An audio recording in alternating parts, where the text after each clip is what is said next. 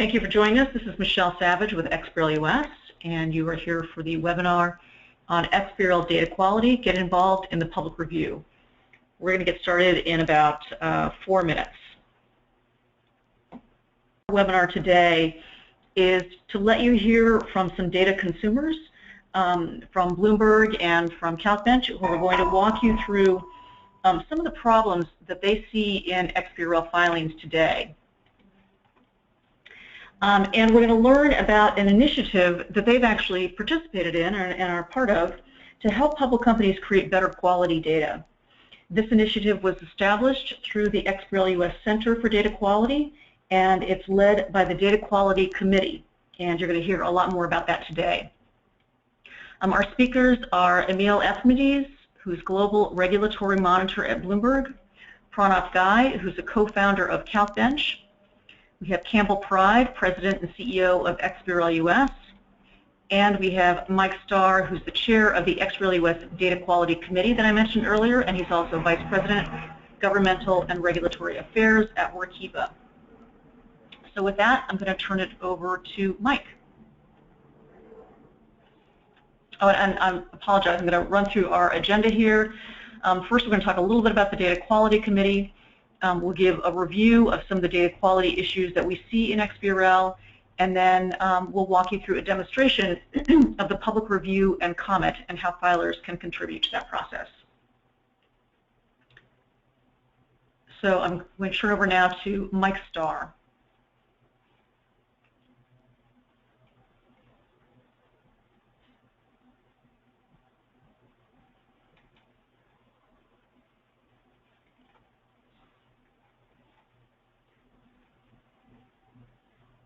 Mike, you may still be on mute.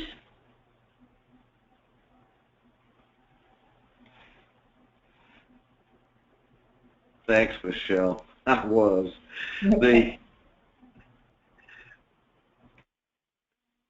We, and when I say we, I'm referring to the 5 service providers, Merrill, RDG, R.R. Donnelley, Vintage, which is a division of PR Newswire, and Workiva, joined with XBRL US to form the Center for Data Quality, and the purpose of the center is to fund the activities of the Data Quality Committee, to provide funding and support to the Data Quality Committee. And we did so because we wanted to converge around one standard for tagging XBRL data. And the reason we want to do that is that we see input errors in the filings. We see use of extensions that aren't appropriate, and we see multiple ways to tag the same fact. So our goal is to eliminate inconsistency in the way data is tagged and to eliminate input errors. Michelle, if you could go to the next slide.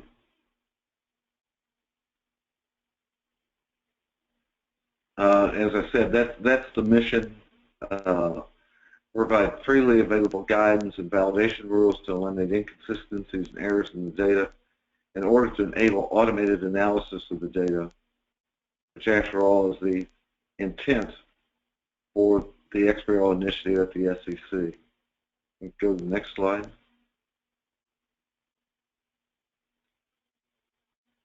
I've already introduced the founding members of the center, who are also represented on the Data Quality Committee.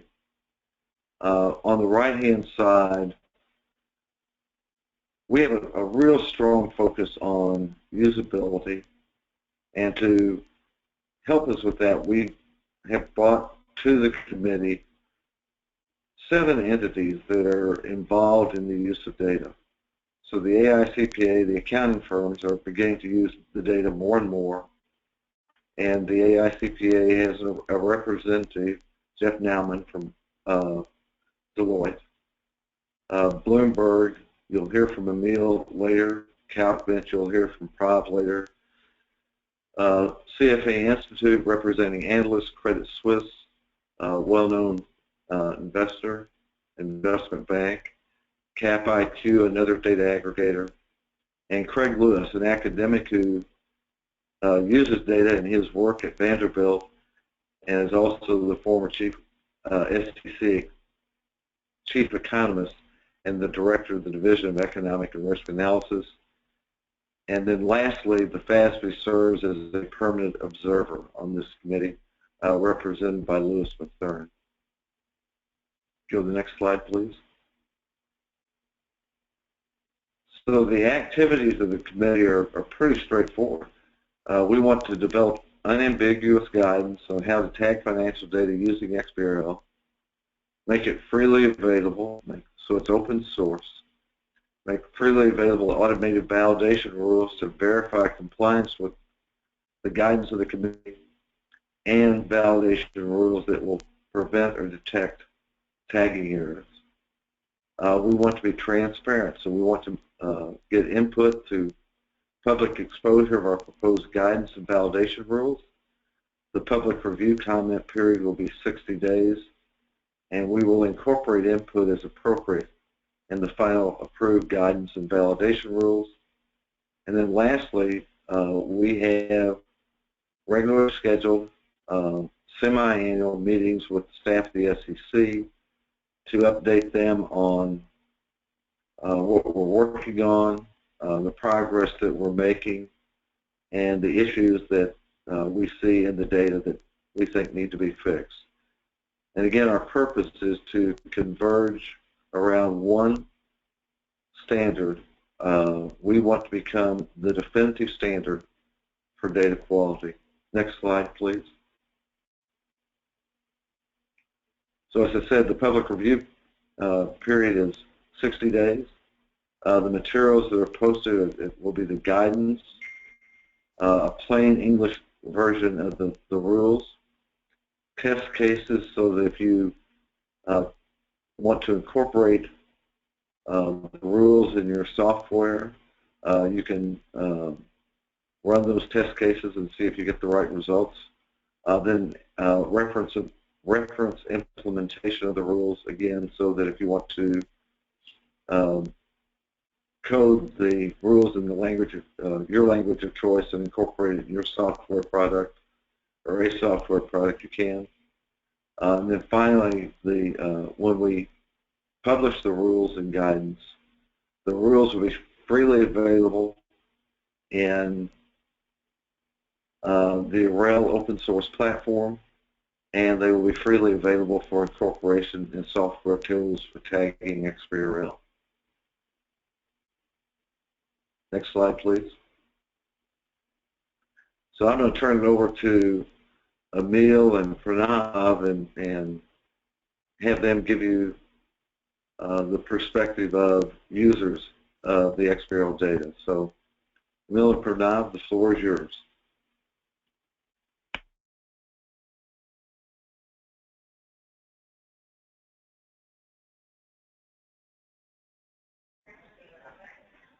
Just had to unmute myself. Thank you. Thanks, Mike. Thanks, Michelle, Campbell, Emil. It's Pranav Guy from CalcBench. Ed, I thought I would start by just giving you all a quick perspective from our view of the world, how we use this information, and some of the, just an example of something that we believe is a quality problem and that we see. This is just one example of many. So we monitor filings, and we pull filings every couple of minutes, several times a day. And this is a filing that came in just a few days ago. So on August 31st, there is a company that produced a filing, and what you see on the right is the rendering from Edgar. And below, you'll see that that negative $787,000 number that represents uncertain tax positions or changes and such is tagged correctly. And this is a historic number, so somebody might want to, an analyst would probably want to look at that delta over time, not only for this company, but across several companies in the sector, etc., and monitor it. So you see the negative 787 right in front of you, highlighted in the XML and in the rendering engine. So this is fine. We're going to go to the next slide. Now, if you go back and look at the filing from 2 years ago that represents the same data point, you see in the rendering engine that the 787 negative is the same. But if you look very closely at the XML or the XBRL, you actually see that the number is represented by a positive this time. And so that's a problem. So if somebody wants to actually calculate something using the raw XML, they've got to fix a sign switch. So something goes from a positive to a negative, you've got to monitor it and be ready to make that fix. So this is an issue that we come up, this is a daily thing for us. So we actually, if you go to the next slide, this is my last slide, we fix it.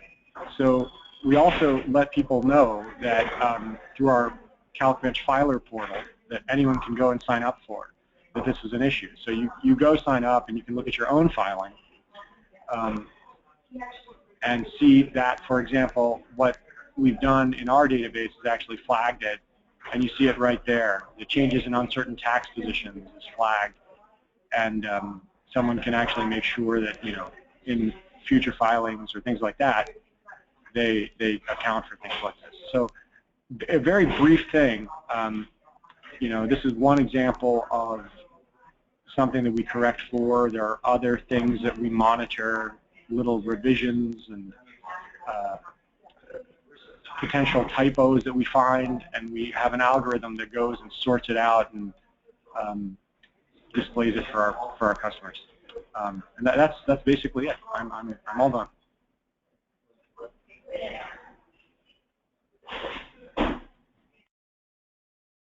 Thanks, Pranav. This is Emil Efthymides at Bloomberg, and if we can proceed to a couple of slides that I have, we certainly encounter the sorts of problems that Pranav was talking about.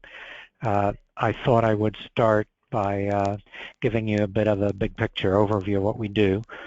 We've got a lot of experience with XBRL around the world. You can see on the slide the countries that we currently process via XBRL. They're listed there: Japan, Korea, China, Israel, Brazil. We are currently in the process of onboarding the US and Mexico. That should happen by the end of this year. And certainly outside the US we've had a lot of success. Part of the reason is it's more restricted there. Mostly XBRL statements are face of statement rather than the entire document. And also in those foreign countries, often they have a very standard chart of accounts which they follow, which is very easy to render into language like XBRL. In fact, in Japan and China, we can process the entire market straight through. That puts documents in front of the users, you know, minutes after they're filed, with no intervention by an analyst. In Brazil and Korea, they are a bit more idiosyncratic. We do need often to go into a document and make corrections. But again, we process big numbers from all of those countries straight through. I noted that in Japan, they've actually gone beyond just the face of statement. They've added a few tables in their financial statements, which in fact we haven't picked up yet. But we are processing the entire market in those areas. I think it's something like 4,000 companies in China, 3,800 in Brazil, 3,200 in Japan. So very big numbers. Switching now for a second now to the US, as I said, we're in process of uploading our first batch of US tickers. So far we processed the number you see there, 1,128. And if we move on to the next slide, I can show you some of the results that we've had. A little bit in contrast with the experience I was talking about in the other countries. The top line shows for the entire US market, for 1,128 tickers, we've processed 170,000 unique elements, of which 32,618 what we call country level elements are Single elements, probably just from the face of statement, are not qualified by dimension and axis, so very easy to map. The next column with 98,205 elements that we call gap level means that they fall within the existing taxonomy of XBRL US. So again, easy for us to map and capture. But then we get to the fourth column, custom level elements, 39,184. These are extensions which we are not able to process initially because they are outside of the taxonomy currently existing, and it's a pretty significant number. If you think of, that's almost 40,000 out of 170,000 is nearly 25% of all of the items that we process. We are not able to initially pick up because they do not map directly to the taxonomy. And below, just a bit of information, how that data breaks down into the different U.S. sectors. If you look down the columns, you'll see, for instance, that a sector that you might think is idiosyncratic, like technology, in fact, does not have widespread use of elements. That's 1,500 out of 14,000, or roughly 10%, whereas financial, on the other hand, which you might think is a very structured form of reporting, has a lot of use of extensions, 16,000 out of 53,000. Okay, so almost 30%. So again, just a quick overview of what we're doing. We are bringing the data online. We're hoping that this will enhance our speed to market and also our ability to process statements faster and better. But definitely in the U.S. market, we're encountering problems that we have not had elsewhere. And that's the reason we're on the Data Quality Committee. Okay, so back to you, Mike.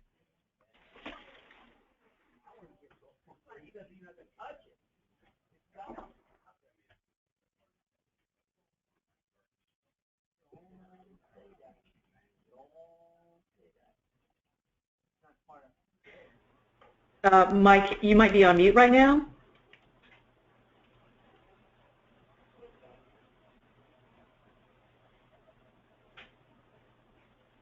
There. I clicked and didn't click very well, I guess. Emil, you were saying that you joined the committee because of issues that you've encountered trying to consume the XBRL data in the U.S. Yes. And that leads to two questions, actually one for you and one for Pranav. Sure. You highlighted extensions. So if you had to name the top 3 issues that you'd like to see addressed in XBRL data as submitted to the SEC, what would be your top 3 issues? Well, certainly that one, the use of extensions. I believe that there's no enforcement mechanism right now, really, when filers put out a document, as opposed to other countries. As a matter of fact, when you look at a place like Japan, I believe that if one of their filers wants to enter an extension into one of their documents, they actually have to get it approved first by the filing authority there. So certainly we don't have that here, and that's a major problem. Another one is the one Pranav mentioned, which is inconsistency with signs, where a field, an expense field, can be negative in some cases and positive with other filers. So that is another major problem. I think those two would go a long way to make the documents a lot more consumable. Okay, thanks, Emil. And Pranav, you know, I know that you exclusively use XBRL data, and having been familiar with what you're doing over a long period of time, I know that you do use that data very capably. So why did you join the committee? We joined, Mike, to primarily talk about use cases and where we thought the data could really take financial analysis, because if you look at sort of the history of where this stuff is, it's really the interactivity that XBRL offers and the ability to really drill down into the details of the financials, that it just hasn't been available in this quantity historically ever. So that's the promise, and we really want the promise to be realized. And the reason we joined the committee was because there's a lot of noise around, in Congress. We want to explain how valuable this data is, and we want to help primarily, clean it up with things like extensions as a primary focus. We understand that sometimes you need them. We would just like a better structure for handling it. Those are the reasons.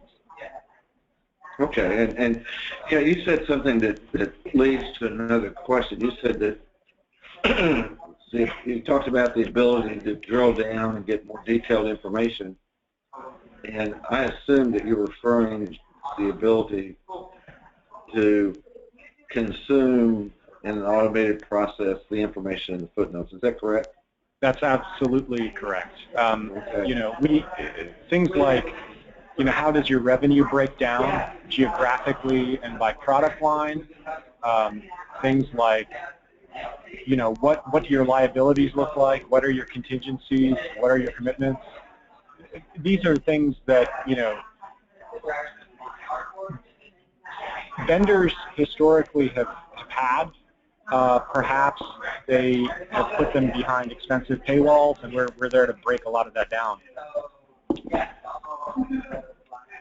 Okay, and this is a question for both of you. Emil talked about consuming data and the fact that it was easy in China and Japan, and a little more difficult in Brazil and Korea because it required a little more intervention. But I think in all four cases that the focus is solely, and not solely, it's primarily on, I guess Japan would be an exception to a limited extent, but the focus is primarily on the face financial statements. So you don't get that same detail that Pranav was talking about that you can get in the U.S. Oh, absolutely. Absolutely. And how important is that to you, Emil? Well, it's really important. I mean, faces statements you can get anywhere. It's all of that great data that is in the notes, that provides all that depth, is what you're going to be building your models on, I would think, if you're using this data. So no question that all of the value is in the notes and in all of the detail. And that's really the stuff that we want to get right.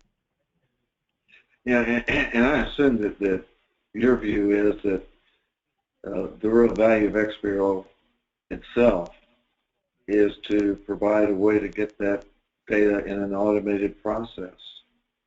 Is that correct?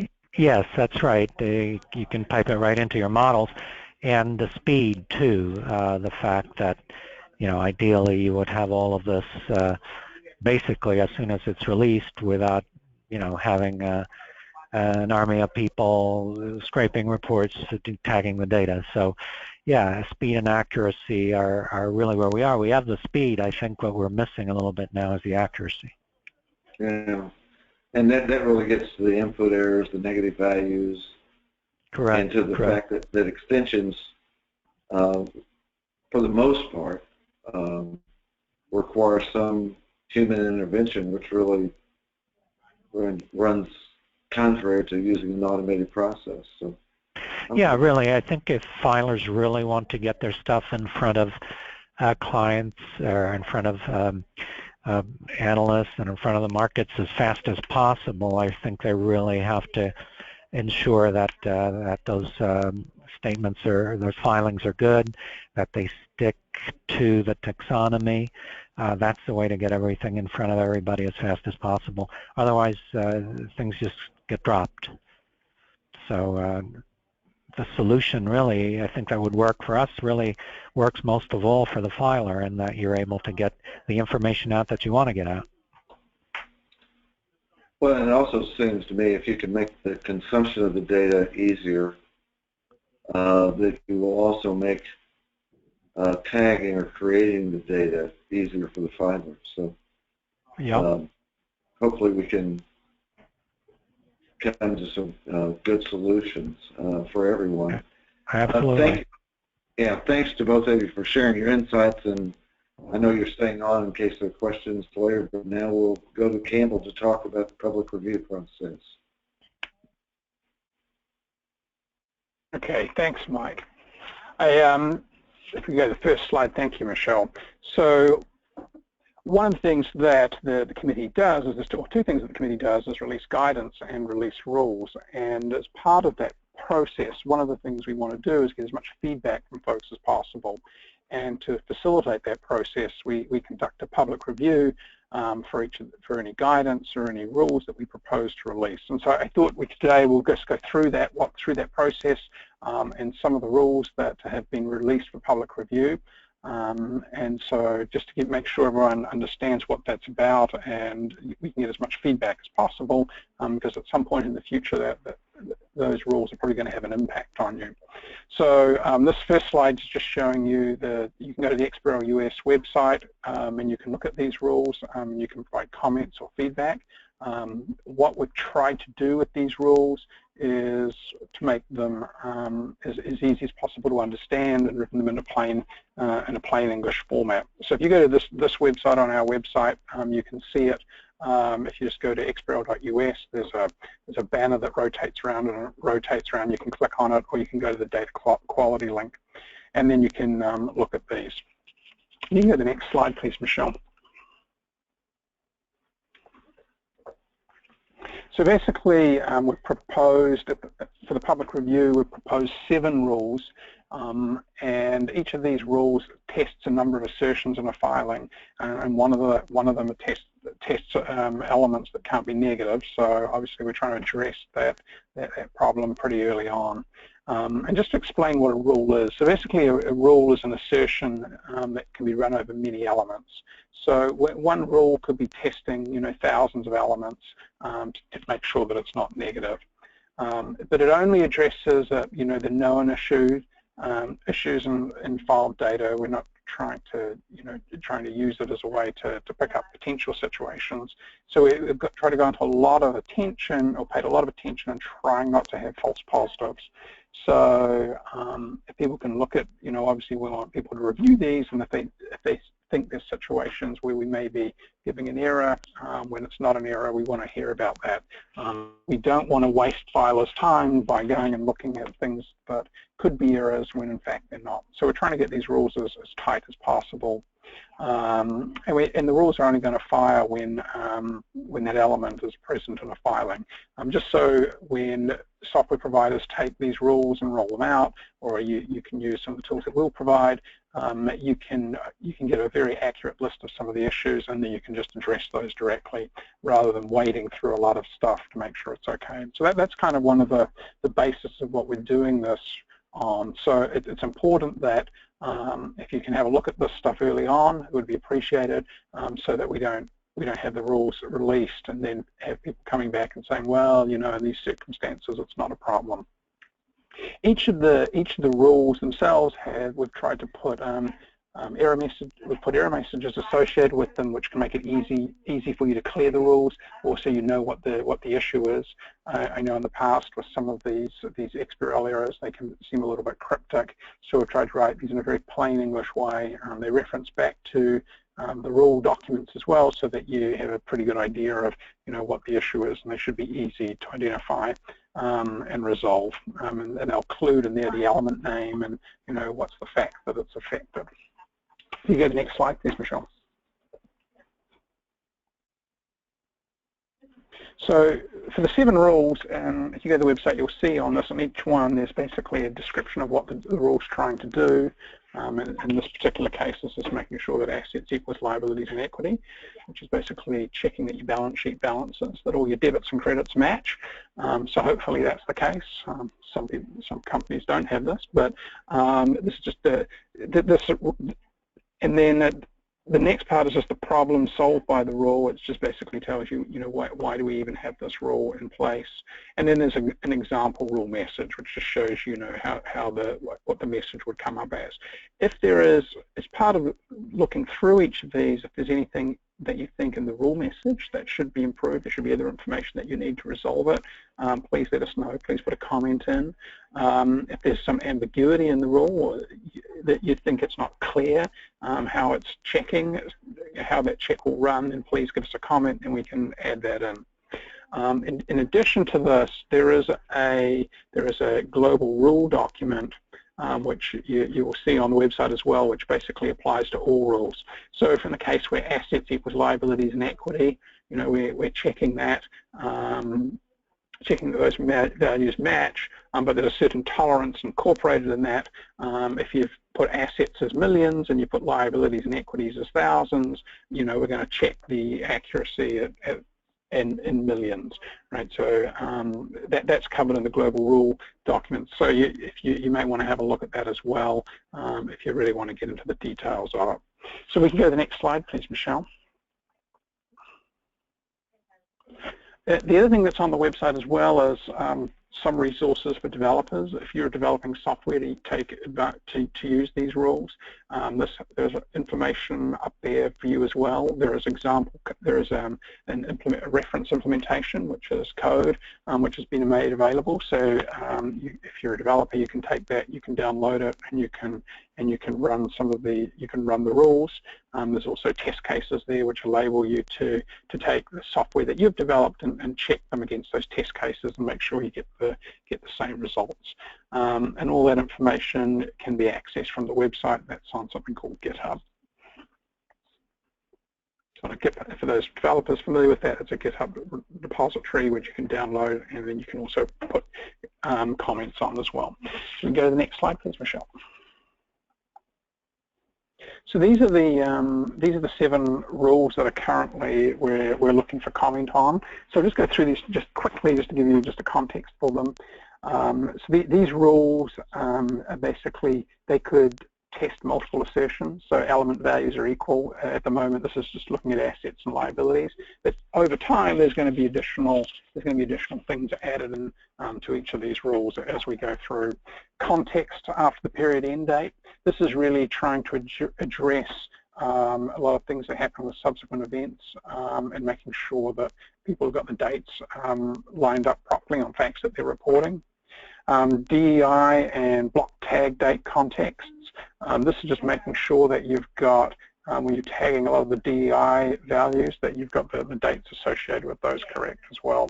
This can cause problems for people when they're consuming the data, particularly if the balance date information is incorrect. It can make it hard to work out, which period is this report for. A lot of folks will report, maybe reporting the 3rd quarter, but they don't update certain things in the DEI. So this is just trying to correct, just trying to identify those. Another item is element, the 4th one there on the left-hand side, element A must be less than or equal to element B. There's a spreadsheet attached with this rule, which basically has a bunch of assertions which say, there's a certain relationship between 2 elements and they should hold in all filings. So this helps to detect where people just inadvertently pick the wrong element. So you may want to have a look through those, then make sure you agree with them, or if think about it in the context of your own company and say, oh no, we don't have that in our company because XYZ situation. If you have that, let us know so that we can make sure that we can account for that. So for example, an example of this, maybe common shares issued can't be less than common shares outstanding, right? Your outstanding is always less than your issued. So there's a whole bunch of relationships that are defined here, and the intent of these is just to try and address some issues that we've seen today. This list will obviously get longer as time goes on. Negative values in this rule. This is on the top right hand side. This rule is basically checking that elements can't be less than negative. There's a bit of a nuance in here. It doesn't include, obviously, every single element. It's only including those elements which we don't think can be negative, which we're seeing as negative. But in addition, it lists some exceptions, and that might be, for example, if it's an intercompany elimination or if it's an adjustment, there are cases when elements can be negative. So in this rule, we basically provide a list of members which could make an item, make it okay for them to be negative. So you may want to have a look through that list as well, and say, you know, I can, you know, it's like 15 cases of that where it's possible for an element to be negative. So, for example, you wouldn't expect revenues to be negative, but there may be cases when you're showing it in a table that it can be. So we've tried to capture all of those. And we've gone through and we've looked at the impact on all the filings over the last couple of years and tried to make sure we're not getting any false positives. But the more people that look at this, obviously, the better. And then there's some more stuff on the document period end. There's some requirements that the SEC has around, you know, when you're reporting strings and text blocks, that you have those lined up in the right periods, and that's checking that. And then this last one here is, you know, just checking the document period end date that you put on your documents, and the DEI is matching with the facts you're reporting. So this is just a start. There's obviously going to be a lot more rules to come over time, but this is just trying to address some of the low-hanging fruit. And so if people could have a look at that, have a look at these. If there's any issues they see, please let us know and put that in a comment. So we get the next slide, please, Michelle.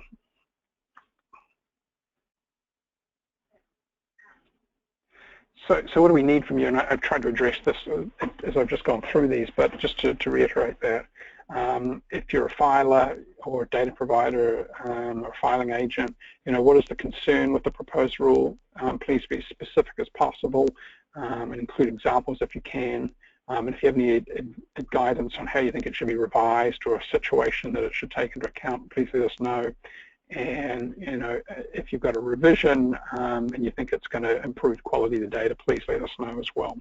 And and then for developers, there's resources I mentioned available on GitHub. You may make sure that the code accurately addresses all filing situations that you've seen, and does the code actually represent the rule that's written in plain English? If you think of it, there's a difference or there's a hole that we need to address, we'd like to know about that as well. So we'll go to the next slide, please. One of the things there, before you can put a comment in, there's some terms and conditions that we'd just like you to check on. I just mentioned this. This is the same as what the FASB has as well, but this is for everyone's protection, just to make sure we don't have any IP claims later on.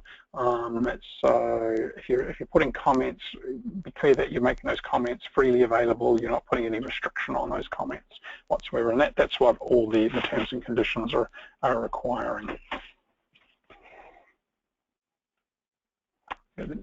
So how can you comment? You can post a comment on each rule. The other thing you can do is you can give us a written document as well. If you have all your comments in one Word document, there's a facility to upload that as a Word file as well. So if that's your preference, that's available as well.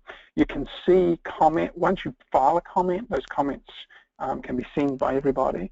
So if you, just to be aware of that, the comments can be there, and then folks can respond to comments as well if they want to. If you see a comment that someone's made and you agree with it, then you may want to elaborate on it. You have that facility as well.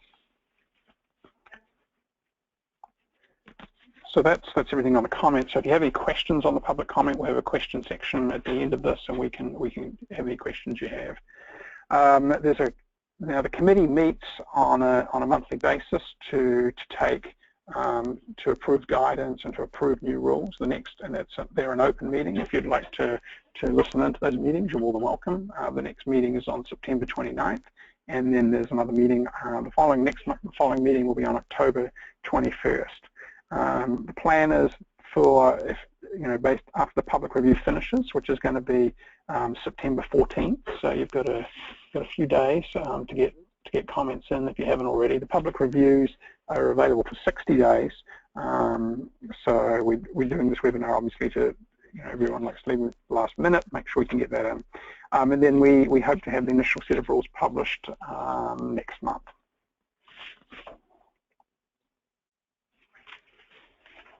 So hand it back to Michelle and see if we can take some questions. Yeah, Michelle, we have 3 questions, and I'd like to, I'll start with one, then we'll get the other 2 time permitting. By the way, if we don't get to your question, if you'll provide contact information, we'll respond after the meeting. But the first question comes from Jesse Berglund, and I'll summarize the question. He makes a statement that negative value errors can be corrected, but extensions will require expansion of the U.S. taxonomy. Do you agree with this assumption? Well, I haven't done this in a long time. But first thing I have to tell you is that the views I'm about to express are mine and aren't necessarily those of the Data Quality Committee. We are currently looking at guidance on extensions. There's I think a consensus among the committee members that we need better guidance. Now, there's not yet a consensus on what that guidance is. To answer your question directly, Jesse, I don't think it will require, personally don't think it will require an expansion of the taxonomy. I think what it will require is to provide guidance that makes it clear in what circumstances or what scenarios the use of extensions is appropriate. And I think if that view were to prevail, I think that would likely be a major change in how we handle extensions. I suspect that whatever we do on extensions, that said, will be a change in how extensions are used today. But as I said, we're working on guidance. Our plan is to put out the proposed guidance for public comment. Once we go through that review process and get the comments and where appropriate, incorporate those comments into our guidance, we will then go to the next step, which could be to revise the guidance and go out for one more round of public comment. It could be to then start to develop rules to test for compliance with the guidance. That's out in the future, and it's really hard to predict. But hopefully that answers your question. Any others with any of the rest of you on this call? Campbell, Pranav, Emil, would you like to comment on Jesse's question about whether or not extensions require an expansion of the U.S. taxonomy? Yeah, this is Emil. I agree with you, Mike. I think that the taxonomy is incredibly extensive, and I imagine there could be some cases that aren't covered that would require an extension, but yeah, by and large, I think it's a matter of maybe education or something in terms of getting familiar with everything that is available in the taxonomy, because right, I believe that really should only be very, very rare case when you would need an extension.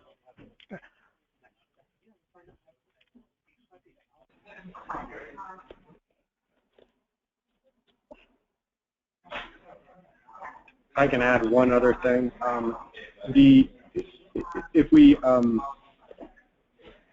We've been very vocal about what we think could be done at CalcBench as part of the committee, and we'll continue to be vocal. But the goal is not to make people's lives harder.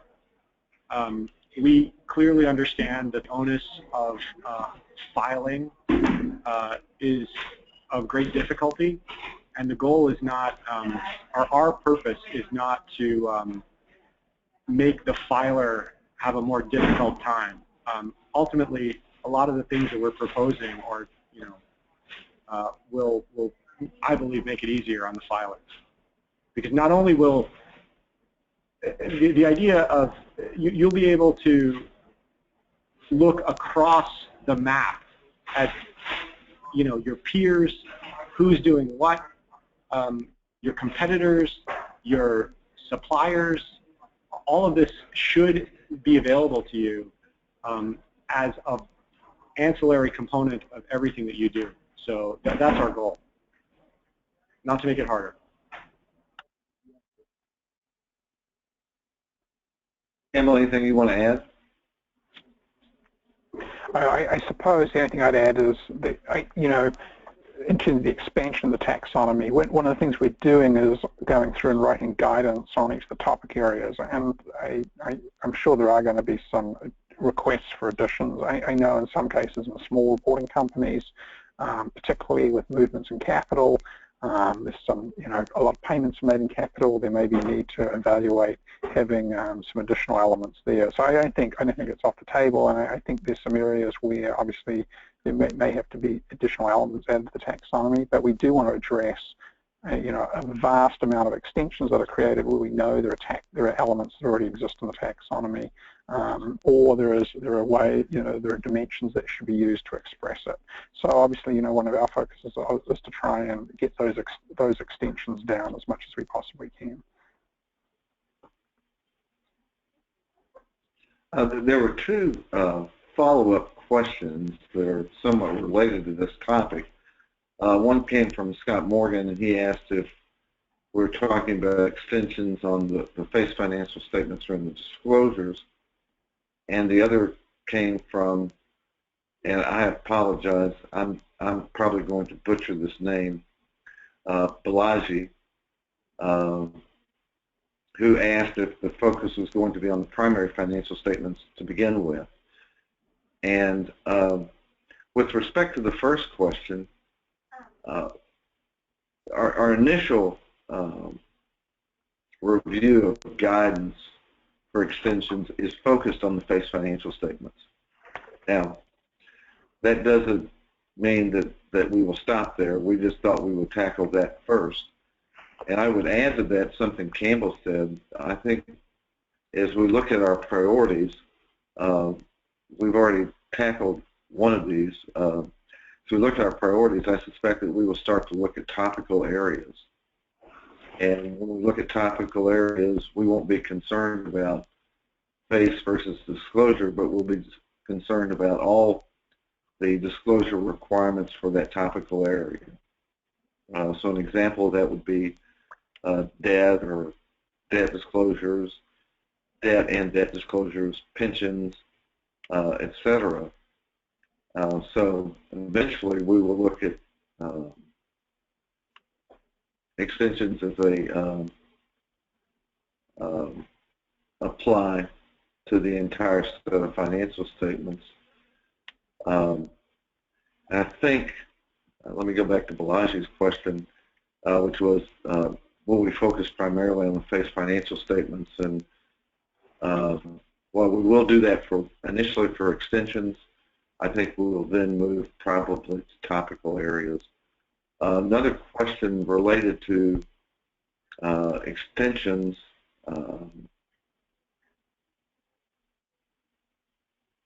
Well, I'll give this one to Campbell.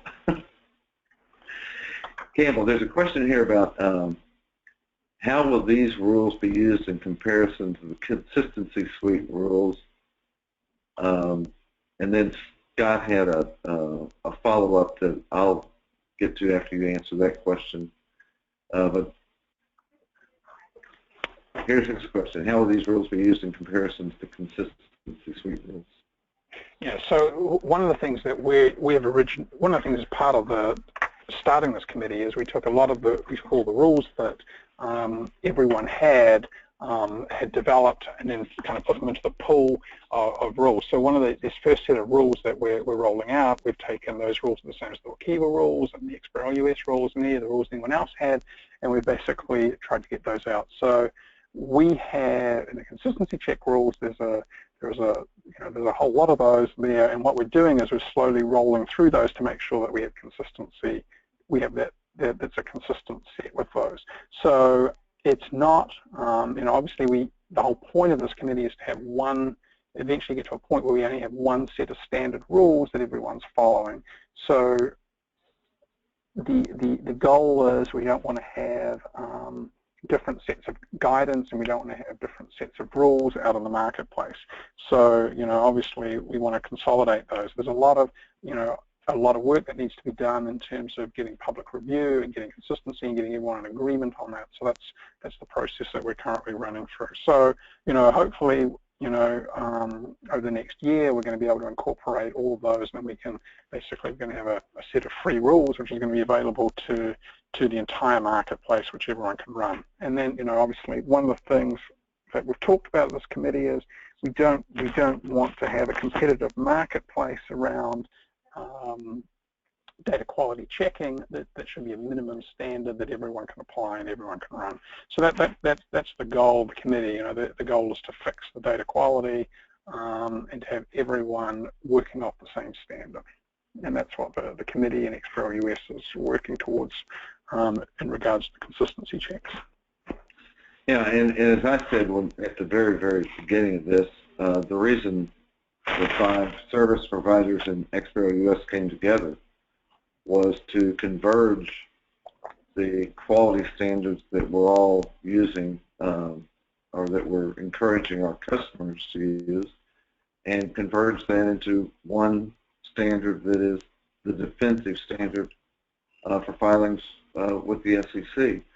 Scott had a follow-up question, which was, will these rules cause a filing to fail at the SEC?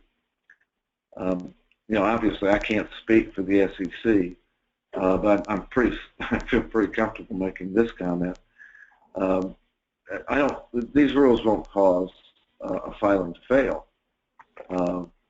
I should note that the rules are freely available. They're an open source platform, and I would hope, but again I can't speak for the SEC, that the staff will monitor the application of the rules, and perhaps from time to time provide comments on the results from monitoring the application of those rules. So hopefully that answers the question. Let's see, we've gotten several questions, and I'm confident that we won't get to all of them. But here's another one. I'll throw this open to the group, and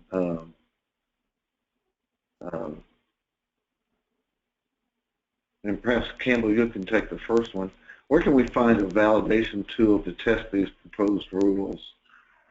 Yeah, so one of the things that we're doing, and we hope to have this up a little bit earlier, but next week we're putting a validation tool up. So just on and we'll link to it from our website, so you can run, you can take your filing, you can upload it, and you can run it against the rules, or you can take an existing filing and you can run it against the existing rule set and see if there's any issues with it. So if you want to make comments, you may want to wait until next week, and then you can take your own filing and run it. And if you have any exceptions, then at least that gives you a bait. And if you disagree with it, then you can put a comment in.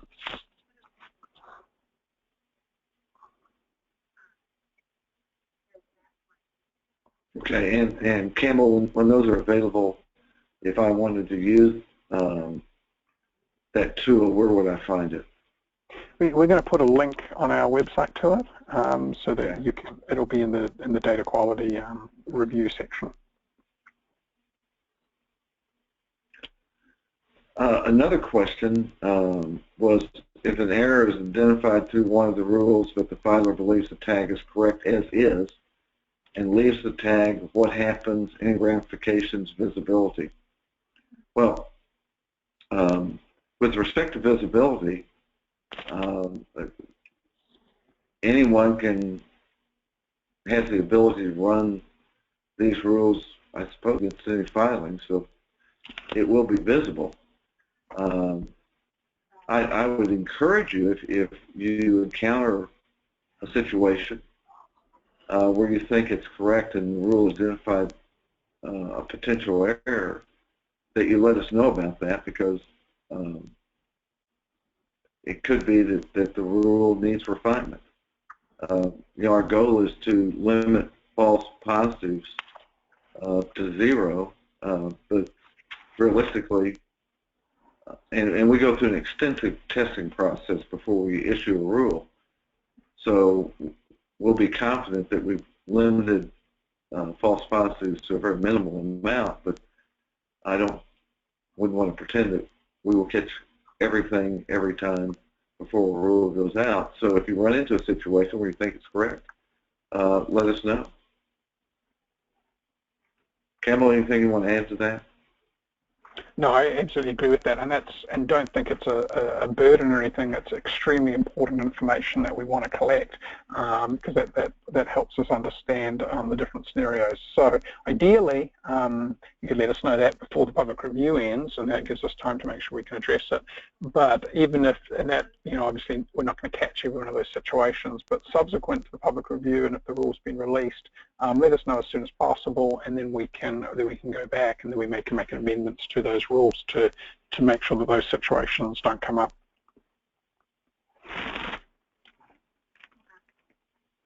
Another question, and this comes from Eric Hopkins, as a service provider, will we be able to use the QC tool for our client files, or will the client have to run the checks themselves? Eric, the answer is you'll absolutely be able to use that tool for your client files, and if you have software that you use to help your clients prepare the XBRL submission to the SEC, you'll be able to incorporate those rules into your software. We certainly provide the ability for you to do that.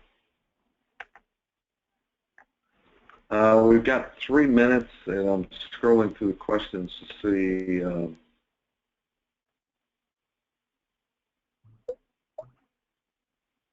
what we haven't answered. Here's a question. Do you think enforcement on extensions is necessary in the U.S., and how would you see this being implemented? Again, I said this earlier, I can't speak for the SEC. This is a market-driven initiative, and the purpose is to improve the usability of XBRL data. And as we heard from both the users on this call, extensions are an issue for them. That said,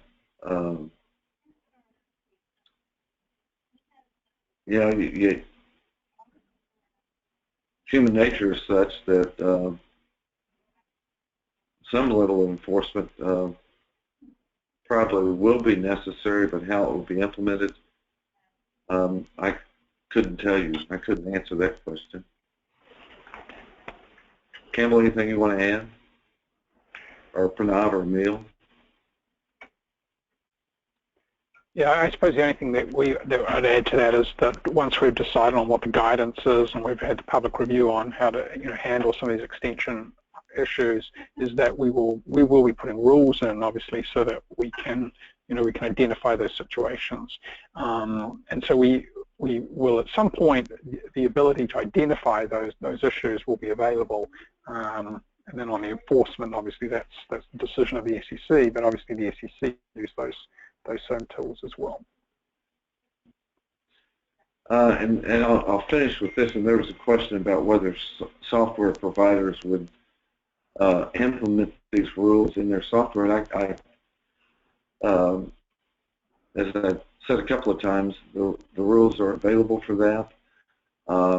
I think that, although I can't speak for the service providers on the committee, I think that the service providers I can speak for obviously Workiva, but I can't speak for the other service providers. I think that the service providers will implement those rules in their software tool for tagging financial data using XBRL as soon as the rules have been approved. And as Campbell said, the rules are being contributed by the providers, and that's largely come from XBRL US and Workiva. And we're at 4 o'clock, so Michelle, I think we're going to have to end here. As I said earlier, if we didn't get to your question, there are a few that we didn't get to. If you would like a response, if you'll provide your contact information, we'll get back to you. So, Michelle, over to you. Mike, thanks very much. And I want to thank everyone for joining us today, and also thanks to Pranav and Emil very much, and Campbell. Appreciate your input, and we hope that everyone will be able to participate in the public review and look for the final rules that will be coming out sometime in October. Thanks very much.